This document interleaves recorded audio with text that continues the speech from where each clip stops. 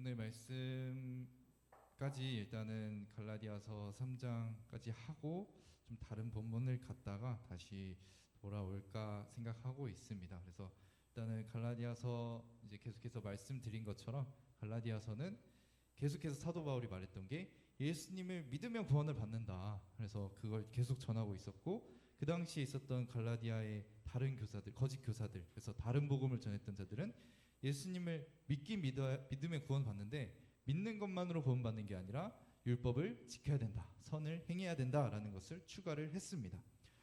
그러한 상황에서 이제 계속 복음을 전했고요. 그래서 이제 지난번에 본 것처럼 율법에 대해서도 이제 말씀을 사도 바울이 했습니다. 율법의 역할은 죄를 지적하는 것이다. 그래서 죄를 깨달아 알게 하는 것, 우리가 정말 하나님 앞에 도저히 나아갈 수 없다는, 하나님은 너무나 거룩하시고 우린 너무나 죄악되다는 것을 깨닫게 하는 역할을 한다. 그것이 이제 오늘 말씀에서 나오는 초등교사의 역할을 한다라고 말하고 있습니다. 이거는 이제 당시 이제 로마 그리스 그 시대에 초등교사라는 건 이 가정에서 아버지의 그 권위가 아들에게, 자녀에게 어릴 때는 아직 없었어요. 그러니까 자녀의 때는, 어릴 때는 당연히 배워야겠죠. 배우기 위해서 있는데, 그 배울 때 이제 이 후견인과 청지기를 통해서 법적인 보호를 받았습니다. 이 자녀들은 법적인 보호를 받고, 동시에 이제 초등교사를 통해서 여러 가지 예법과 교육들을 다 받았어요. 근데 이제 그 성인이 되고 나면 어떻게 돼요? 그 교육들이 이제 다 끝나고 성인, 이제 자녀로서, 아들로서 이제 아버지가 가지고 있었던 그 권위들을 아들로서 이제 다 받게 됩니다. 물려받게 돼요. 그러면서 이제 초등교사가 더 이상 필요하지 않다라는 것을 말하고 있는 거죠. 그래서 사도 바울은 율법이 초등교사의 역할을 한다. 그래서 우리가 하나님의 거룩하심과 우리의 죄악을 깨달아 알게 하고, 그래서 메시아를 기다리게 하는 역할을 한다라는 것을 이제 계속해서 말을 했던 겁니다. 그리고 이제는 예수님께서 오셨으니까, 예수님이 오셨고 죽으시고 부활하셨으니까 더 이상 이 초등교사의 역할로서 율법이 필요하지 않다라는 걸 말해요. 물론 이제 율법에는 되게 다양한 역할이 있어요. 뭐 도덕법이나 제사법 이런 것들이 있는데, 이런 것 중에서도 제사법이나 이런 것들이 이제 폐기가 된 겁니다. 도덕법은 지켜야 돼요. 예를 들면 십계명, 이런 것들은 계속해서 예수님이 오셨음에도 이제 지켜야 하는 법인 거죠. 그런데 이 율법에 있어서 초등교사의 역할을 해왔던, 죄를 지적하고 깨닫게 하는 그 역할은 이제 끝났다. 그리스도를 알고 그리스도를 누리게 된다. 이제는 그것을 말하고 있습니다. 그래서 어떤 사람이든지, 그 누구든지 헬라인이든 유대인이든 간에 우리가 예수 그리스도 안에 있으면 하나님의 그 은혜를 누리며 하나님의 자녀로서 그 기쁨을 누릴 수 있다라는 것을 말하고 있습니다. 오늘 말씀에 있어서 되게 좀 잘 와닿는 하나의 예시가 있습니다. 실제 있었던 일인데 우리 많이 들어보셨을 거예요. 손양원 목사님에 대해서. 네, 손양원 목사님은 우리 이제 1900년도 초반에 태어나시고 이제 목회를 하셨던 분이십니다. 손양원 목사님이 유명하신 이유가 사역을 굉장히 열심히 열정적으로 하셨어요. 대표적으로 한센병을 가진 사람들을 향해서 그 사역을 하셨는데, 한센병이 뭐냐면, 저도 막 이제 찾아봤어요. 한센병이 뭐지 하고 찾아봤는데, 피부의 질환과 이제 막 감각이 무뎌지는, 이제 신경이 되게 좀 안 좋아지는 것 같아요. 신경이 안 좋아지고 피부도 안 좋아지고, 그러니까 신경이 안 좋아지니까 통증을 점점 못 느끼게 됩니다. 자, 통증을 못 느끼는데 피부가 썩어가요. 그러면 어떻게 돼요? 썩는 줄 모르겠죠. 네, 치료를 제때 하지 못합니다. 그러니까 더 심해지고 고통스럽게 되는 것이 이제 한센병이에요. 이런 상황에서 근데 문제는 뭐냐면, 이 한센병이 감염성이 있다고 해요. 물론 그 감염률은 높지 않다라고 하지만 분명히 감염은 된다라고 합니다. 지금은 이제 치료제가 있어서 문제가 없지만 손혜원 목사님께서 사역하실 그 당시에는 이제 아직 치료제가 개발 중이거나 이제 막 개발된 시기 그쯤이었어요. 그러니까 아직 보급이 그렇게 많이 안 되었겠죠. 그렇기 때문에 한센병에 사람들이 많이 있었고, 그 사람들을 치유하는데 되게 어려움이 있었습니다. 그 가운데서 손양원 목사님이 그들을 향해 나아가신 거예요. 나아가셔서 그들을 이제 깨끗이 씻겨주거나 돌봐주는 일들을 많이 하시고, 그 과정 속에서 그 고름을 짜주는 일을 했다고 해요. 이제 아무래도 막 피부가 썩고 막 이러니까 고름도 막 생기고, 근데 그건 막 알지도 못하고 아픔이 없으니까 그런 상황이어서 막 짜주고 한 번은 막 입으로도 막 빨아주고 했다고 하더라고요. 그렇게 이제 사역을 하신 거예요. 굉장히 열정적으로 하신 거죠. 그렇게 하시면서 또 동시에 복음을 전하셨어요. 이 사람들에게 제일 심각했던 건 이제 마음이 너무나 이제 망가진 거예요. 너무 육체적으로 아프고 막 병들어 가니까 마음이 망가진 거예요. 근데 그들에게 전할 수 있는 예수 그리스도의 사랑을 전합니다. 그리고 그 예수님 안에서 이들을 위로하고 이들이 다시 의지를 가질 수 있도록 많이 북돋아 주세요. 그렇게 하시면서 정말 열정적으로 사역을 하셨습니다. 그런데 저도 이제 막 이 목회를 이제 시작하고 다른 이 목회하시는 목사님들 이야기를 듣다 보면은 목사님들 특성상 그 사역에 집중하시는 분들은 약간 가정에 살짝 집중을 잘 못하시거든요.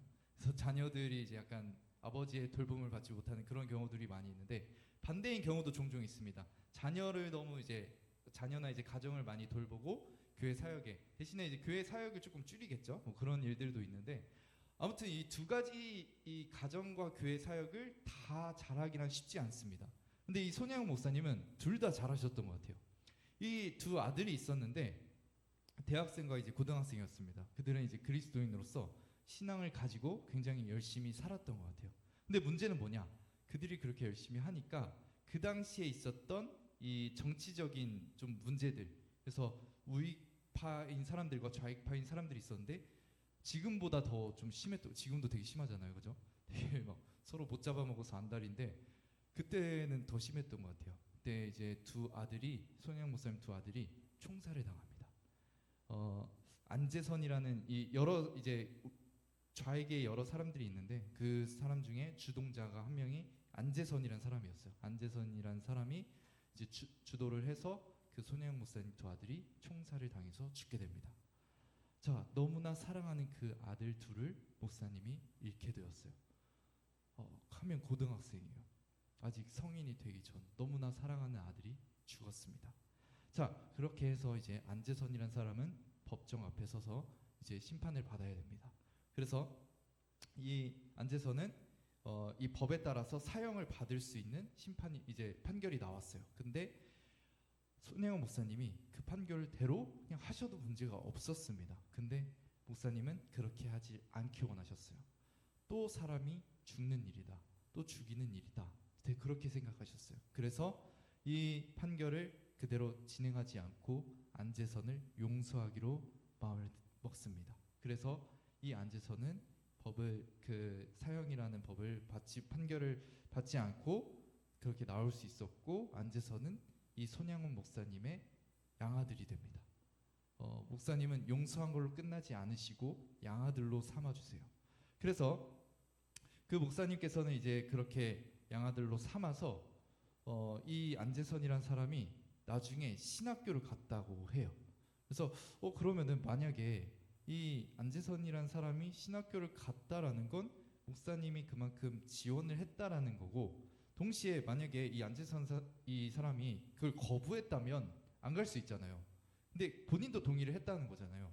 그렇다는 건 이 손양원 목사님이 단지 그냥 양아들로 입양만 했을 뿐만 아니라 이 안재선이라는 사람에게 많은 사랑과 관심을 주셨다는 걸 의미합니다. 그래서 이 안재선은 그 분명히 목사님의 그 사랑과 돌봄을 받으면서 신학교를 가게 된 거였죠. 그걸 더 확실히 알 수 있었던 건 이 안재선 씨가 신학교를 갔는데 목회는 못했어요. 왜냐면 너무나 유명해가지고 이 사건을 다 아는 거예요. 그러니까 너무나 많은 비난과 조롱을 받습니다. 그래서 목회는 못하시게 돼요. 그리고 그 이후에 자신의 자녀가 신학교를 가고 목회를 하게 됩니다. 그러니까 이 만약에 안재선이라는 사람이 손혜원 목사님이 뭔가 자신에게 입양은 했지만 사랑은 해주지 않고 여전히 막 분노와 미움과 그런 마음들이 가득했다면 그런 사랑을 받지 못했겠죠. 그러면 목사님에 대한 뭔가 손혜원 목사님에 대한 존경과 사랑의 마음을 없었으면 신학교를 가지 않았겠죠. 자기 아들도 그렇게 가라고 하지도 않았을 거고.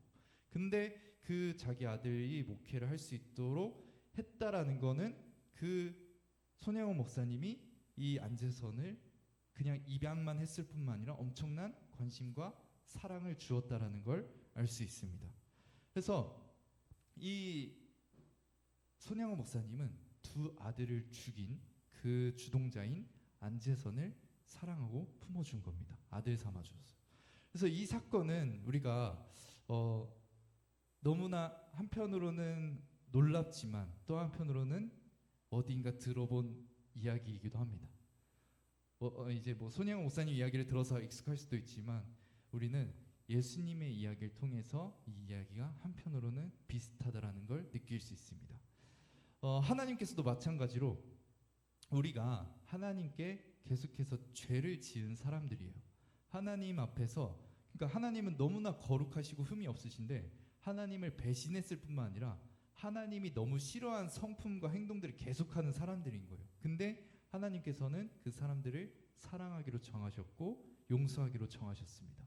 그리고 자기 아들을 내어주시죠. 물론 이제 손양원 목사님의 두 아들은 살해당한 거지만 예수님은 하나님께서 자발적으로 우리를 위해서 이 땅에 오십니다. 그리고 우리를 위해서 십자가를 지시고 죽으시죠.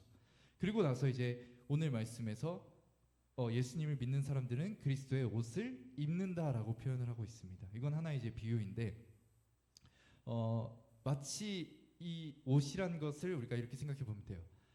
몸이 막 더럽고 막 씻지 않은 이 거지가 있어요.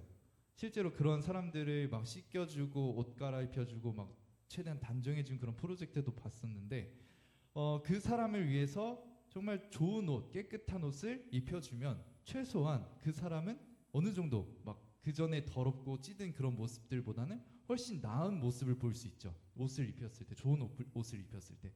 반대로 깨끗한 깨끗한 여러분들처럼 깨끗한 몸을 갖고 있는 여러분들이 갑자기 더러운 옷을 입었어요. 그럼 어떻죠? 보여지는 게 훨씬 더 지저분해 보이죠. 마찬가지로 그리스도로 옷을 입는다라는 것은 우리가 예수님의 옷을 입음으로써 우리의 죄와 흠과 더러움이 가려진다는 걸 의미합니다. 반대로 예수님께서는 우리의 옷을 입으셨어요. 우리의 옷은 무엇이냐면 더러울 뿐만 아니라 죄수복입니다.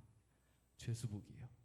죄수복을 예수님이 입으셨습니다. 그리고 저와 여러분들이 받아야 하는 그 죄수복을 입은 자가 받아야 하는 벌을 예수님이 십자가에서 받으신 거예요. 그리고 저와 여러분들은 예수님의 의로움과 깨끗함을 입었을 뿐만 아니라 예수님의 자격으로 살아가는 거예요. 그걸 의미합니다. 그래서 우리는 이제는 예수님이 가지고 있었던 모든 지위들을 다 갖게 된다는 걸 의미합니다. 예수님이 가진 가장 좋은 지위가 뭐예요? 하나님이시죠. 성자 하나님이십니다. 하나님의 아들의 그 위치를 우리가 갖게 되었다라고 말하는 것입니다. 그래서 이제 오늘 말씀 마지막에서 우리가 아들로서 유업을 받는다라고 말하고 있죠. 아들만이 받을 수 있는 그 유업, 그러니까 아버지가 가지고 있는 그 모든 것들을 아들이 받을 수 있는데 초등교사도 아니고 후견인도 아닌 오직 아들만 받을 수 있는 건데 그거를 이제 저와 여러분들이 하나님으로부터 받게 된다는 겁니다. 예수님만 받았던 것을 저와 여러분들이 받는다라는 것을 말하고 있어요. 그것이 이제 아들로서 받는다라는 겁니다. 이게 되게 이제 놀라운 것이죠.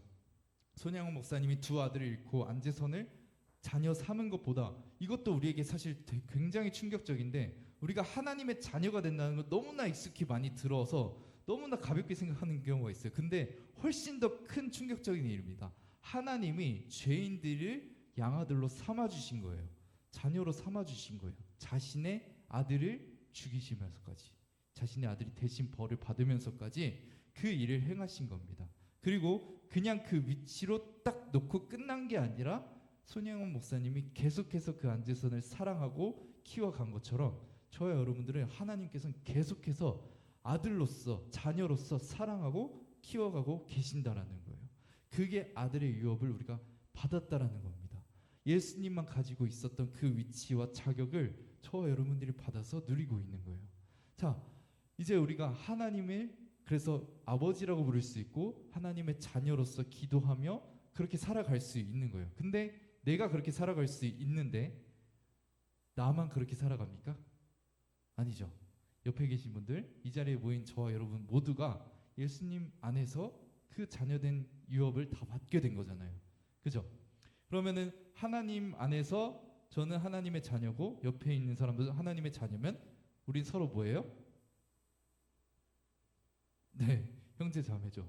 네, 형제가 된 겁니다. 그래서 교회 안에서 어색하게 형제님, 자매님이라고 부르지만 그 의미는 사실 굉장히 큰 의미를 담고 있는 겁니다. 그래서 우리가 이 형제 자매라고 고백하는 것이 하늘의 관점에서 하나님 나라 관점에서 우리가 이 세가족반 나눴던 것처럼 행복한 하나님의 그 가족으로 우리가 초대되어서 우리가 모두가 하나님의 가족으로서 함께 그것을 누린다라는 거예요. 그래서 교회는 그 하나님 나라의 굉장한 축소판이에요. 되게 많이 부족한 축소판입니다. 그래서 여전히 우리 안에는 죄가 있고 부족함이 있는데 그래도 이곳도 하나님 나라의 축소판으로서 하나님의 자녀된 자들이 모여서 하나님을 예배하는 곳입니다. 그래서 우리는 서로가 정말 하나님의 자녀라는 걸 생각하면서 그 안에서 우리가 형제 자매라고 부르면서 이 하나님 안에서의 가족된 공동체를 누릴 수 있는 거예요. 물론 이제 그것이 여기에서 교회에서는 아직 좀 어색하고 멀리 느껴질 수는 있어요. 그러나 하나님 나라에서 이루어졌을 때 지금의 여러분들의 형제, 친형제 자매보다 훨씬 더 가깝게, 비교도 할 수 없을 만큼 가깝게 느껴질 겁니다.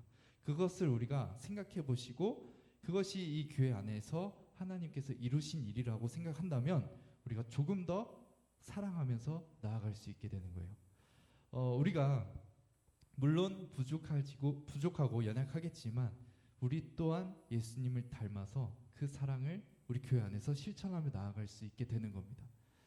마치 손양훈 목사님이 그 안재선 씨를 자녀 삼아서 사랑했던 것처럼 우리도 그 사랑을 실천할 수 있는 거예요. 하나님 사랑 안에서.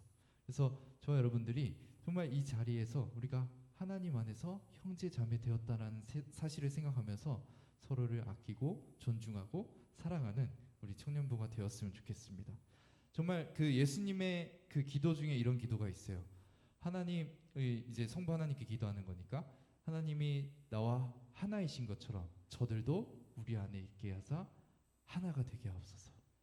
서로 사랑할 때 하나가 됩니다. 하나 되는 기쁨을 누립니다. 그래서 예수님께서는 우리가 서로 사랑하면서 행복하고 하나 되는 기쁨을 누리길 원하세요. 그래서 저 여러분들이 정말 우리가 그냥 단지 우리가 그냥 서로 그냥 잘 좋게 지내기 위해서 이게 그냥 이해하고 넘어가는 그게 아니라 정말 하나님의 사랑 안에서 서로를 사랑하고 존중할 수 있는 저와 여러분들이 되었으면 좋겠습니다. 그래서 정말 이 자리에서 우리가 어제도 막 나들이 하면서 좋은 시간을 보냈는데 그때만 아니라 정말 항상 예배할 때도 또 이후에 마을 모임 할 때도 또 이제 제가 계획하는 것 중에 이제 아이디어가 이제 현경제가 얘기해줘서 마을 빙고 막 이런 것들도 생각하고 있거든요. 이제 이번들이랑 얘기하면서 진행을 할 건데 마을 모임을 좀 더 활성화하려고 합니다. 그래서 여러분들이 그 마을 모임 속에서 정말 이 하나님 안에서 가족된 공동체라는 생각을 갖고 더 모이기를 힘쓰고 또 즐거운 시간들을 보내셨으면 좋겠어요. 그 시간 안에서 즐거운 시간들 보내면서 더 우리 청년부가 정말 나눔과 정말 하나님 은혜 안에서 나누면서 세워져가는 우리 청년부가 되었으면 좋겠습니다. 이 시간 우리가 같이 말씀을 가지고 기도했으면 좋겠는데요. 우리가 기도할 때 정말 하나님께서 우리를 양아들 삼아 주셨다는 그 사실을 너무나 감사하게 기쁘게 생각하면서 기도했으면 좋겠습니다. 하나님께서 정말 이 손양원 목사님은 두 아들을 강제로 잃어서 이제 안재선을 용서하고 사랑하는 과정이 있었지만 하나님은 아들을 잃지 않으셨어도 됐어요. 하나님은 예수님을 잃지 않으셔도 됐어요. 그런데 우리를 사랑하고 용서하겠다는 그 이유로 그 아들을 죽음의 자리로 보내신 겁니다. 그 사랑을 여러분들이 생각하면서 감사함으로 기도했으면 좋겠고 그렇게 나를 자녀 삼아 주셨으면 나를 사랑해 주심에 감사하면서 기도하며 나 또한 예수님의 사랑을 닮아갈 수 있게 해주세요. 예수님의 마음을 가질 수 있게 해주세요. 손양원 목사님이 예수님을 결국에는 그 사랑을 알았기 때문에 그 사랑을 닮아갔기 때문에 그렇게 실천했던 것처럼 나도 그 사랑을 닮아서 우리 청년부 안에서 형제 자매된 자들을 사랑하고 아껴주고 존중해주고 이끌어주는 그런 내가 될 수 있도록 하나님께서 인도하여 주시옵소서. 우리가 이 마음을 가지고 함께 기도하며 나아가겠습니다.